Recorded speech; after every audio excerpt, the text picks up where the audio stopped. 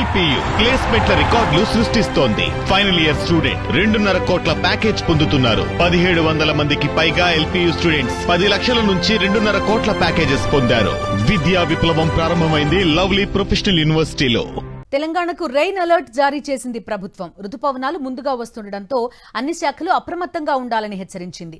సాధారణం కంటే ఎక్కువ వర్షపాతం నమోదయ్యే అవకాశం ఉందని తెలిపింది. 2024లో కురిసిన భారీ వర్షాలకు ఎన్డీఆర్ఎఫ్ అందుబాటులో లేకపోవడంతో గోల్డెన్ అవర్ ని కోల్పోయామని, 2024 సెప్టెంబర్ లాంటి ఘటనలు మళ్లీ పునరావృతం కావద్దని హెచ్చరించింది. ఎస్డీఆర్ఎఫ్ టీజీఎస్పీ బెటాలియన్ 12 బృందాలు అందుబాటులో ఉన్నట్టుగా తెలిపింది. ఎన్డీఆర్ఎఫ్ 3 బృందాలు అందుబాటులో ఉన్నాయని, అన్ని జిల్లా కేంద్రాల్లో ఎస్డీఆర్ఎఫ్ బృందాలు అందుబాటులో ఉంటాయంది. రంగారెడ్డి జీహెచ్ఎంసీలో హైడ్రా అందుబాటులో ఉంటుందని పేర్కొంది. జిల్లాల్లో కలెక్టర్లు ముందస్తు ప్రణాళికలు సమన్వయం చేసుకోవాలని, సింగరేణిలో రెస్క్యూ టీమ్స్ కి ప్రత్యేక ట్రైనింగ్ ఇచ్చినట్టు తెలిపింది. అత్యవసర పరిస్థితుల్లో కంట్రోల్ రూమ్, ఎస్డీఆర్ఎఫ్, డీఎఫ్ఓతో కలెక్టర్ సమన్వయం చేసుకోవాలంది. పూర్తి డీటెయిల్స్ అందిస్తారు మా కరెస్పాండెంట్ సుస్మిత. చెప్పండి, ఇప్పటికే ఏపీ, తెలంగాణ వ్యాప్తంగా చాలా చోట్ల వర్షాలు పడుతున్నాయి. హైదరాబాద్ లో కూడా కొన్ని ప్రాంతాల్లో వర్షాలు ఉన్నాయి. వాతావరణ శాఖ ఏం చెప్తోంది? ముందస్తు జాగ్రత్తలకు సంబంధించి ఎలాంటి వివరాలు ఉన్నాయి మీ దగ్గర?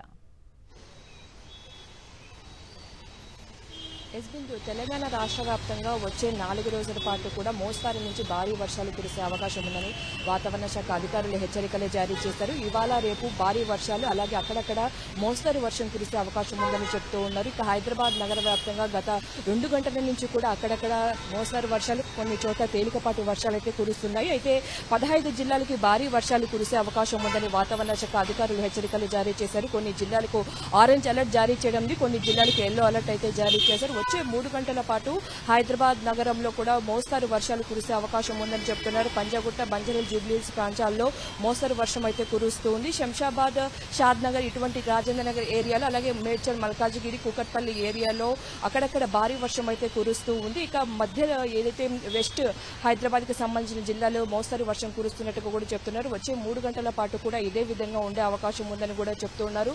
పూర్తి కూడా నైరుతి రుతుపవనాలు ఈ ఏడాది ముందుగానే అండమాన్లోకి ప్రవేశించడం, అలాగే జూన్ మొదటి వారం కల్లా తెలంగాణలోకి ప్రవేశించే అవకాశం ఉందని చెప్తున్నారు. వచ్చే 3-4 రోజుల్లో కంటే కూడా చూసుకుంటే కేరళ తీరాన్ని తాకే అవకాశం ఉందని చెప్తున్నారు. మరోవైపు ద్రోణి కారణంగానే తెలంగాణలో వర్షాలు కురుస్తున్నాయని చెప్తున్నారు. అరేబియన్ సముద్రంలో ఉపరితల ఆవర్తనం కాస్త 12 గంటల్లో అల్పపీడనంగా మారే అవకాశం ఉందని తెలుస్తుంది. అల్పపీడనం 36 గంటల్లో వాయుగుండంగా బలపడే అవకాశం ఉన్నట్టుగా కూడా చెప్తున్నారు. ఈ వాయుగుండం అలాగే ఉపరితల ఆవర్తనం ద్రోణుల కారణంగా తెలంగాణ రాష్ట్ర వ్యాప్తంగా వర్షాలు కురిసే అవకాశం ఉందని చెప్తూ ఉన్నారు. ఇక జూన్ మొదటి వారం నుంచి కూడా భారీ వర్షాలు కురిసే అవకాశం ఉండే ఛాన్స్ ఉందని కూడా చెప్తున్నారు. ఈ నేపథ్యంలో నైరుతి రుతుపవనాలు త్వరగా ఎంటర్ అవుతూ ఉండడంతో సెప్టెంబర్ కల్లా ఎండ్ అవుతాయి. అయితే ఈ ఏడాది 105% వరకు కూడా వర్షపాతం నమోదయ్యే అవకాశం ఉందని చెప్తున్నారు. అంచనాలకు మించి ఎక్కువగా వర్షం కురిసే అవకాశం ఉండడంతో అందరూ అలర్ట్ గా ఉండాలని కూడా అధికారులు సూచిస్తున్నారు. అన్ని జిల్లాల కలెక్టర్లు కూడా ఆదేశాలు జారీ చేయడం, ముందస్తు ప్రణాళికలన్నీ ఏర్పాటు చేసుకోవాలని కూడా చెప్తున్నారు. ఎస్డీఆర్ఎఫ్, ఎన్డీఆర్ఎఫ్, అలాగే ఇక్కడ హైదరాబాద్ నగరంలో హైడ్రా అధికారులంతా కూడా అలర్ట్ గా ఉండాలని సూచిస్తున్నారు. ఈ నేపథ్యంలో పూర్తిగా కూడా పూడిక తీత ఇంకా ప్రభుత్వ అధికారులు చేయకపోవడంతో ఆ పూడిక తీత అలాగే నాలాలన్నీ కూడా క్లీన్ గా ఉంచాలని కూడా అధికారులు అయితే సూచిస్తున్నారు. బిందు. Okay Susmita, thank you.